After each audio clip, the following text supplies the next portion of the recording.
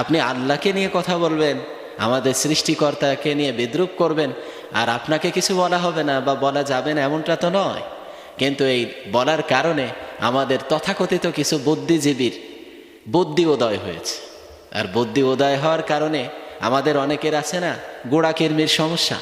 গোড়াকৃমি যদি হয়, গোড়াকৃমি হলে কি হয়, পেছনে খুব চুলকায়, বসে থাকার কোনো উপায় নাই।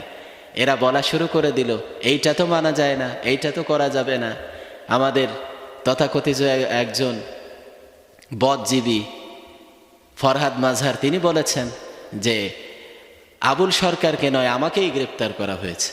আবার আমাদের ছাত্র দলের কিছু ভাইয়েরও কর্মীর সমস্যা আছে, তারাও বলা শুরু করেছে বাউলদের উপরে হামলা কেন, এর বিচার চাই, এই হবে সেই হবে, এই কথা সেই কথা। এমনকি ছাত্র দলের একজন নেতা আমানুল্লাহ তিনি ঢাকা বিশ্ববিদ্যালয়ে বাউল গান গেয়ে প্রতিবাদ করেছেন। এই যদি হয় আপনাদের নৈতিক চরিত্র, এই যদি হয় আপনাদের কথাবার্তা, আবার কেউ কেউ বলতেছে মৌলবাদ বিশ্বাস করি না, এই দেশে মৌলবাদ চলবে না, এই সেই কথাবার্তা, তাহলে আপনারা যে নামের সামনে মোহাম্মদ লেখেন বা আমি বলেন যে আমি মুসলমান, আসলে আপনারা মুসলমান না মুরতাদ? আমার তো মনে হয় না যে আপনারা মুসলমান। যদি মুসলমানই হন তা মুসলমানিত্ব তো আপনার ভিতরে থাকতে হবে।